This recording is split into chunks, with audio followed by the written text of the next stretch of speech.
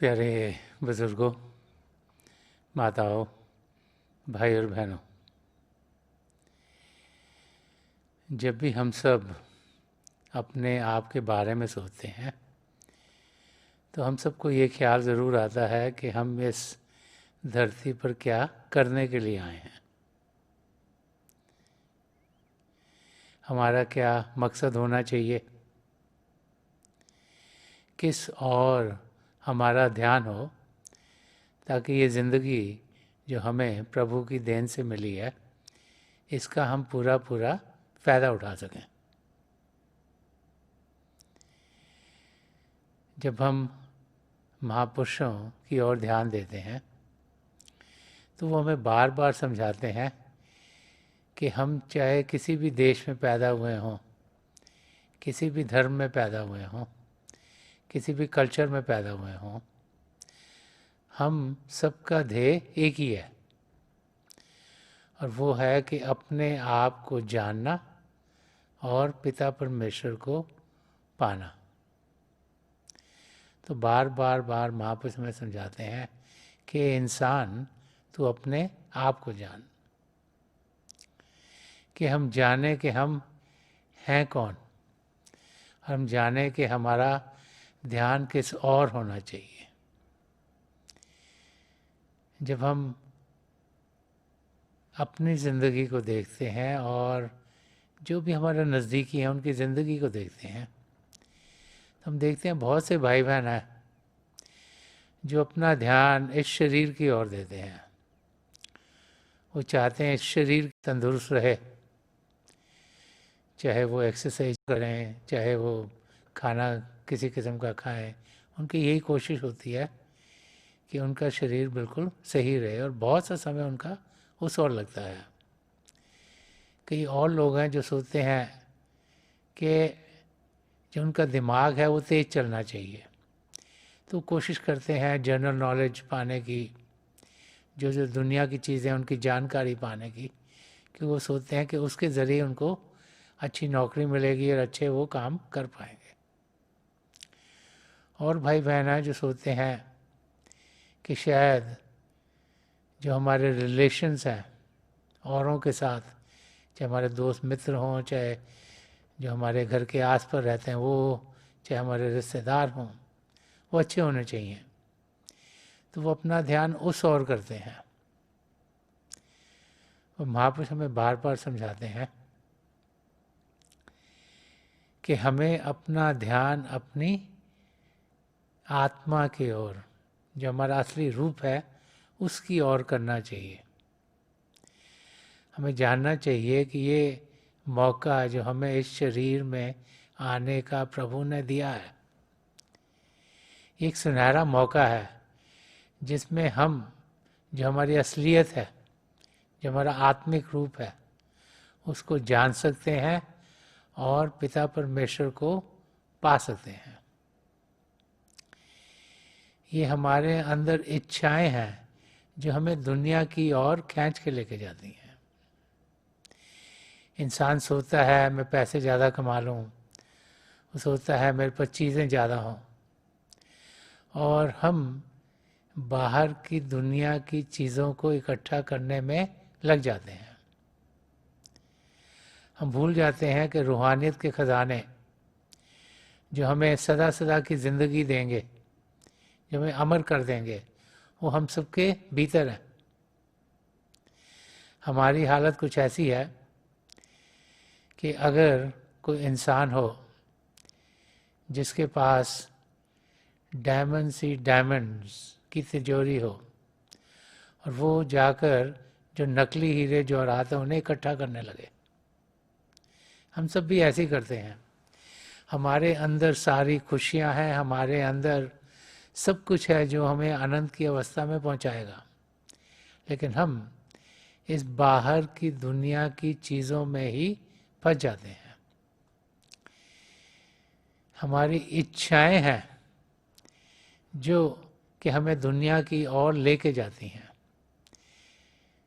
महात्मा बुद्ध ने फरमाया है कि इच्छा रहित हो, कि बी डिजायरलेस, कि कोई भी इच्छा इस दुनिया की हमें प्रभु से दूर ही लेके जाएगी।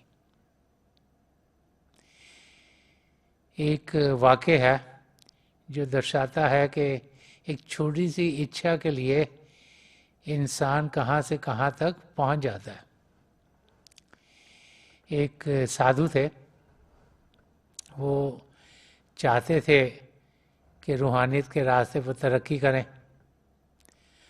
वो चाहते थे कि वो प्रभु का अनुभव कर पाएँ। तो वो एक संत महापुरुष के पास पहुँचे, उनसे उन्होंने कहा कि मुझे कोई तरीका बताइएगा ताकि मैं इसी ज़िंदगी में पिता परमेश्वर को जान लूँ, पहचान लूँ, उनसे एक में हो जाऊँ। तो महापुरुष ने उस साधु से कहा कि आप ये जो गांव है आपका, इससे दूर जाकर एक जगह छोटी सी कुटिया बना लीजिए, अब वहाँ पे ही रहिए और ज़्यादा से ज़्यादा समय आप भजन अभ्यास में दीजिएगा। तो साधु ने वैसे ही गया, गांव से दूर जाकर जो खाली जगह थी वहाँ उसने छोटी सी कुटिया बना ली और ध्यान में बैठा। अब शरीर को खुराक तो चाहिए, तो भिक्षा मांगने के लिए दिन में एक बार वो गांव में जाता था और लोगों से भिक्षा मांगता था ताकि उसको खाने के लिए कुछ मिल जाता था। तो ऐसी उसकी ज़िंदगी गुजर रही थी। कपड़े के लिए उसके पास 2 धोतियाँ थी, एक छोटी धोती थी और एक थोड़ी सी बड़ी सी धोती थी जो थोड़ी ज़्यादा खूबसूरत थी। तो एक दिन वो एक पहनता था, दूसरे दिन दूसरी पहनता था, पहली को धोता था और ऐसे ही उसकी ज़िंदगी गुजर रही थी। तो एक दिन जो उसकी खूबसूरत धोती थी, जब उसने धोने के लिए पेड़ पर रखी और जब वो वापस आया तो देखा कि उस धोती में बड़े छेद हुए हुए थे। तो उसको लगा कि ये तो चूहों ने काट लिया लगता है, और उसको लगा एक धोती से तो काम कैसे चलेगा, क्योंकि अगर इसी को पहनूंगा, धोऊंगा कब, सुखाऊंगा कब। तो उसने अगले दिन जब वो भिक्षा के लिए गया तो जो गांव के लोग थे उनसे उसने कहा कि ऐसे ऐसे मेरी एक धोती चूहे खा गए हैं। तो उन्होंने उसे एक और अच्छी सी धोती दे दी। अब कुछ दिन और गुजरे तो इस धोती को भी धोकर जब उसने, उसको लगा पेड़ के ऊपर चूहे आए थे किसी तरीके से, तो उसने अपने जो कुटिया थी उसकी छत पर वो धोती रखी सूखने के लिए और भिक्षा के लिए गया। जब वापस आया तो देखा कि चूहों ने फिर उसको कतरा हुआ था, फाड़ दिया था, बीच में से छेद हो गए थे धोती के। जब अगले दिन फिर वो भिक्षा के लिए गया तो लोगों से उसने कहा कि मेरी धोती तो फिर चूहे खा गए हैं। तो गांव वालों ने सोचा कि रोज़ रोज़ कहाँ हम इसको धोती लेके देंगे। तो उन्होंने कहा तुम ऐसे क्यों नहीं करते, एक बिल्ली रख लो, और बिल्ली रखोगे तो चूहे आएंगे नहीं। तो ये हम आपको धोती दे रहे हैं लेकिन तुम बिल्ली रखो ताकि चूहे ना आए और तुम्हारे को बार बार बार धोती ना लेनी पड़े। तो उसने वहाँ एक बिल्ली रख ली। जब बिल्ली रख ली तो चूहे वहाँ पर आए नहीं, और जैसी बिल्ली रखी तो उसे लगा बिल्ली को दूध तो पिलाना है, दूध कहाँ से पिलाए। तो जब भिक्षा के लिए दूध मांगने के लिए गया, 2-4 दिन तो लोगों ने दूध दिया बिल्ली के लिए। फिर कहा कि तुम रोज़ रोज़ दूध मांगने आ रहे हो, तो तुम गाय क्यों नहीं रख लेते वहाँ पर, ताकि दूध भी मिलेगा, बिल्ली को भी पिला देना, खुद भी पी लेना। तो उन्होंने सोचा ये तो अच्छा, एक गाय वहाँ आके उसने रख ली। अब जब गाय दूध देती थी, बिल्ली पीती थी, बिल्ली पीती थी, चूहे आते नहीं थे और साधु की ज़िंदगी गुजर रही थी। अब गाय को घास फूस खिलाने के लिए वो चारा उसे फिर लोगों से मांगना पड़ा। 2-4 दिन लोगों ने चारा दिया, फिर उन्हें लगा कि तुम अपने आप क्यों नहीं जहाँ पर तुम रहते हो ज़मीन पर कोई बोना शुरू कर दो। तो उसने आस्ते आस्ते वहाँ बोना शुरू कर दिया। जब बोना शुरू करा तो काम बहुत बढ़ गया। वो ध्यान टिकाने के लिए उतना समय नहीं दे पा रहा था। तो उसे लगा कि चलो मैं किसी को रख लेता हूँ जो मेरी मदद करेगा। तो उन्हें एक इंसान रखा जो कि वहाँ मदद करना शुरू हो गया। ऐसे जैसे समय गुजरता गया तो जब वहाँ वो उन्होंने बोने चीज़ें ज़्यादा शुरू कर दी, तो जो फसल भी उगी उसको रखने के लिए एक और उसको बड़ा सा शेड बनाना पड़ा। और ऐसे ऐसे एक की जगह दो, दो की जगह तीन, जो लोग वहाँ काम कर रहे थे वो भी बढ़ते चले गए। अब साधु को लगा अब तो अकेले तो रहना मुश्किल है, आमदनी भी हो रही है, तो मैं शादी क्यों ना करा लूँ।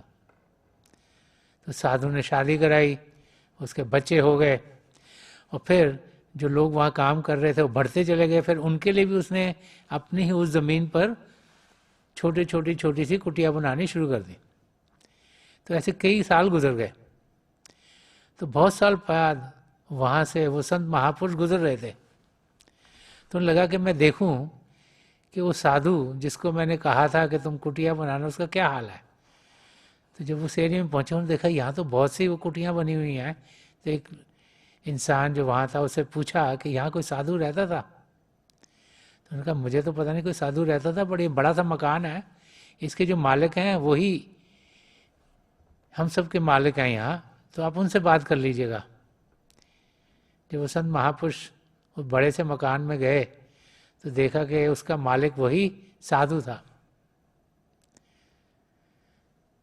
तो संत महापुरुष ने उनसे पूछा कि तुम तो यहाँ भजन सिमरन करने के लिए आए थे, तो तुम्हारी जिंदगी में क्या हुआ।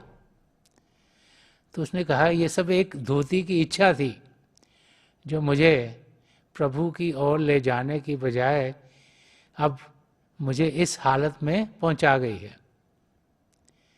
तो महापुरुष बार बार समझाते हैं कि जो इच्छाएं हैं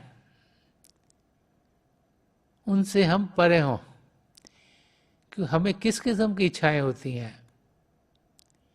हम सोचते हैं कि दुनिया में हम बेहतर हो पाएं, हम अच्छे कपड़े पहन सकें, लोगों से अच्छी तरीके से मिलें, लोगों को लगे हम खाते पीते घर से आए हैं, लोगों को लगे कि हमारे पास चीज़ें अच्छी हैं, और उनको पाने के लिए हम बहुत सा समय गुजार देते हैं। अब जो हम चीज़ें लेते हैं ये ज़रूरी नहीं हमारे पास टिकें।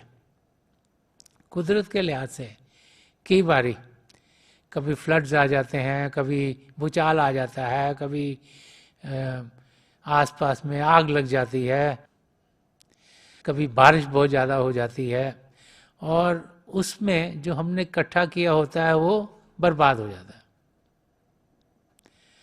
बहुत सी बार इंसान सोचता है मैं ये भी इकट्ठा कर लूँ, वो भी इकट्ठा कर लूँ, वो भी इकट्ठा कर लूँ, और फिर समय के साथ पता लगता है कि किसी चीज़ का कुछ ज़्यादा फायदा हो नहीं रहा। तो महापुरुष समझाते हैं कि जो कुछ भी हम इस दुनिया में इकट्ठा कर रहे हैं वो इस दुनिया का है, वो सिर्फ चंद क्षणों के लिए रहने का है। हम वो करें जो कि हमारी आत्मा के लिए बेहतर हो, हम वो करें जो कि आत्मा को निखारे, हम वो करें जिससे कि आत्मा अमर हो। और वो क्या है, वो अपने आप को सही रूप में जानना है और पिता परमेश्वर को पाना है। हमारी आत्मा जो इस शरीर को जान दे रही है वो प्रभु का अंश है, वो प्रभु के प्रेम से भरपूर है, वो चेतन है, और उसका हम अनुभव कर सकते हैं। जैसे हम बाकी इंद्रियों के जरिए बाहर की दुनिया की चीज़ों का ज्ञान पाते हैं, ऐसे ही हम अपनी आत्मा का ज्ञान भी पा सकते हैं। वो विद्या जिसे पुराने समय परा विद्या कहा गया था, जो कि साइंस ऑफ द सोल है, कि जो वो विद्या जो कि हमें दर्शाती है कि हमारी आत्मा क्या है, उसका अनुभव कैसे किया जाए, उसका लगाव प्रभु के साथ जब बढ़ता है तो कैसे वो प्रभु का ही हिस्सा है, उसका हमें अनुभव होता है। आत्मा को हम उड़ान दे पाएँ, अंदर के मंडलों में जा पाएँ, वो मंडल जो चेतन है, जो प्रभु के प्रेम से भरपूर हैं, जो प्रभु की ज्योति और शुद्धि से भरपूर हैं, उनमें हम जा सकें, उनका आनंद पा सकें, उनको अपने अंग संग पाएँ। ये सब ज्ञान जो आत्मा के बारे है उसकी जानकारी हम सब यहाँ इस शरीर में जीवित होते होते पा सकते हैं। करना क्या है कि दुनिया की इच्छाओं से दूर जाना है। जानना है कि ये जिंदगी जो हमें मिली है ये चंद क्षणों की है। 50, 60, 100 साल कोई बहुत ज़्यादा समय नहीं होता। जब हम देखें कि कितने लाखों करोड़ों सालों से हमारी आत्मा प्रभु से अलग हुई है, हम अपनी ओर ध्यान दें। ज़्यादातर इंसान अपनी ओर नहीं औरों की ओर ध्यान देता है। वो सोचता है कि मेरे दोस्त के पास क्या है, वो सोचता है मेरे रिश्तेदार के पास क्या है, वो सोचता है कि जो मेरा नेबर है उसकी ज़िंदगी कैसे चल रही है, और हर एक चीज़ किसी और के पास हमें अच्छी लगती है। जो इंग्लिश में मुहावरा है कि grass is greener on the other side, कि जो घास है वो किसी और के घर की हमें ज़्यादा हरी लगती है। और हम भूल जाते हैं कि हर एक के कर्म अलग अलग हैं। हमारा किसी चीज़ को देखने का नज़रिया ऐसा होना चाहिए कि हम किसी और की को ध्यान देने के बजाय ध्यान अपनी ओर करें। हम जानें कि जो कुछ हमें चाहिए पिता परमेश्वर ने हमें दिया हुआ है।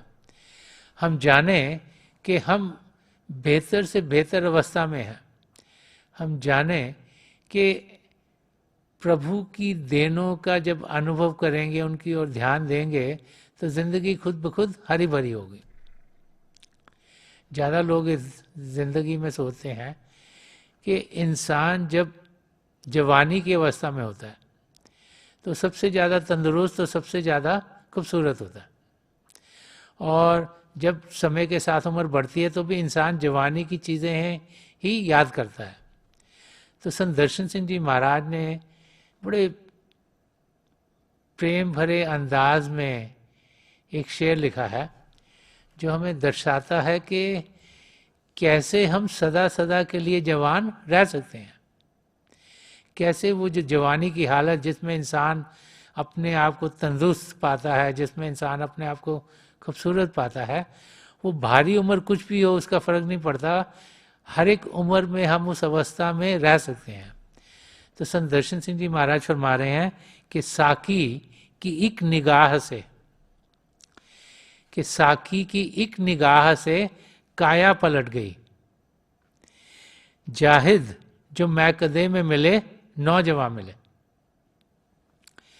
तो संत दर्शन सिंह जी महाराज फरमा रहे हैं कि जब हमारे सदगुरु की एक प्रेम भरी निगाह, जब उनकी दया दृष्टि हम पर पड़ती है तो हमारी जिंदगी एकदम से बदल जाती है। कि वो इंसान जो अपने आप को बुजुर्ग समझते थे, चाहे 60 70 के हों, 70 साल के हों, 80 साल के हों, 90 साल के हों, 100 साल के हों, कि जाहिद बुजुर्गों के लिए, जाहिद जो मैं कदे में मिले नौजवान मिले, कि वो सब अपने आप को नौजवानी की हालत में पाते हैं। क्यों? क्योंकि जब किसी महापुरुष की नजर करम हम पड़ती है तो उनकी आंखों से हमारी आंखों तक जब रूहानी किरणें आती हैं तो हमारे दिल को पार करते हमारी आत्मा तक पहुंचती हैं, हमारी आत्मा में जागृति लाती हैं, आत्मा में रोशनी लाती हैं, आत्मा में तंदुरुस्ती आती है। वो आत्मा जिसे प्रभु से बिछड़े लाखों करोड़ों साल हो गए, जो सिकड़ गई है, उसमें फिर तंदुरुस्ती आनी शुरू हो जाती है। अगर घास को आप पानी मत दो बड़ी देर के लिए तो पीली हो जाती है, लेकिन जब भी उसे फिर से पानी मिलता है वो फिर हरी भरी हो जाती है। वही हालत हमारी आत्मा की है। जब इतने लाखों करोड़ों साल हो गए प्रभु के शब्द के साथ हम जुड़े नहीं तो हम सुकड़ गए हैं। लेकिन जैसे ही वो प्रभु के शब्द के साथ जुड़ती है, क्योंकि जब किसी महापुरुष की तवज्जो हमें मिलती है तो अपनी तवज्जो से शिव नेत्र को खोल देते हैं, 10वें द्वार को खोल देते हैं, और फिर हम अपने अंदर जो प्रभु की ज्योति और श्रुति है उसके साथ जुड़ जाते हैं। और जैसे ही उस प्रभु की ज्योति और श्रुति के साथ जुड़ते हैं हमारे अंदर तंदुरुस्ती आ जाती है, और जैसे ही हम शब्द के साथ जुड़ते हैं तो फिर हम अंदर की दुनिया में उड़ान करने के लायक हो जाते हैं, और तब हम खूबसूरत से खूबसूरत अवस्था में अपने आप को पाते हैं। क्योंकि अंदर की दुनिया प्रेम की दुनिया है, अंदर की दुनिया आनंद की दुनिया है, अंदर की दुनिया वो दुनिया है जहाँ खुशियाँ ही खुशियाँ हैं। और वो खुशियाँ और वो आनंद का जो आलम है वो सदा सदा के लिए रहता है, वो ये नहीं कि कुछ क्षणों के लिए हो। तो उस अवस्था में हम सब जा सकते हैं, बार बार बार हमें महापुरुष समझाते चले आए हैं। और उस अवस्था में जाने के लिए हम अभ्यास करते हैं, हम भजन सिमरन करते हैं, हम ध्यान टिकाते हैं, अपना ध्यान बाहर की दुनिया से हटाकर अंदर की दुनिया में करते हैं। प्रभु ने हम सबको ये शिव नेत्र दिया, जैसे शिव नेत्र कहें, 10वां द्वार कहें, सिंगल या थर्ड आई कहें, दिव्य चक्षु कहें, ये वो द्वार है जो अंदर की दुनिया में खुलता है। तो जब हम अपनी सूरत की धारा को एकाग्र करके यहाँ इकट्ठा करते हैं तो अपने सदगुरु की मदद से हम अंदर की दुनिया में जाने के लायक होते हैं। और जैसे शरीर से ऊपर की ओर बढ़ते हैं तो अंदर रोशनियाँ, आसमान, सितारे, चंद्रमा, सूर्य और बहुत से नज़ारे हमें देखने को मिलते हैं। और जब उस अवस्था में हम होते हैं तो हमारा रोम रोम प्रभु के प्रेम से भरपूर हो जाता है और हम अपने आप को एक शांत अवस्था में पाते हैं, खुशी की अवस्था में पाते हैं, एक आनंद की अवस्था में पाते हैं। और वो अवस्था हम में से हर एक पा सकता है। यही बार बार बार महापुरुष समझाते हैं, हम में एक कशिश होनी चाहिए प्रभु को जानने की, उन्हें पहचानने की, उनको पाने की। तो थोड़ी देर के लिए आप सब अभ्यास के लिए बैठ जाइएगा। आप जहाँ भी बैठे आराम से बैठिएगा, अपनी आंखें बंद कर लीजिएगा और ये जो आंखों के डेले आई बॉल्स हैं ये सीधे सामने फोकस होने चाहिए, जैसे 8-10 दिन सामने आप अपना ध्यान टिका रहे हैं। आंखें बंद करते ही वो भाई बहन जिन्हें नाम की देन मिली आप सिमरन कीजिएगा। और जो भाई बहन यहाँ नए हैं, पिता परमेश्वर के किसी भी जाति नाम का जाप कीजिएगा। जाप मन ही मन करना है, ऊंचा नहीं दोहराना। आपके सामने आपको रोशनी के चिन्ह दिखने शुरू होंगे। शुरू शुरू में लगे रोशनी आगे जा रही है, रोशनी के चक्र हैं, रोशनी किसी भी रंग की हो सकती है, जो कुछ दिखता है उसके बीच में देखिएगा। और समय के साथ आपको लगे रोशनी टिक गई है और बहुत से नज़ारे आपको देखने को मिलेंगे। जो जो आप अनुभव कर रहे हैं उसके बिल्कुल बीच में ध्यान से देखिएगा और आप देखेंगे कि कितना आपको सुकून मिलेगा, कितनी खुशी मिलेगी, कितना आनंद मिलेगा। मेरी पिता परमेश्वर के चरण कमलों में और जो पिछली सेंचुरी के महापुरुष हुए हैं, हजूर बाबा सावन सिंह जी महाराज, परम संत कृपाल सिंह जी महाराज और दयाल पुरुष संदर्शन सिंह जी महाराज की चरण कमलों में यही प्रार्थना है कि जो जो हम सबके लिए बेहतर है महापुरुष हमें दें, हमें सबके साथ जोड़ें और हमारे भीतर प्रभु की ज्योत के हमें दर्शन करवाएं। थोड़ी देर में मैं आपको इस बैठक से उठाऊंगा और मेरी शुभकामनाएं आप सबके साथ हैं।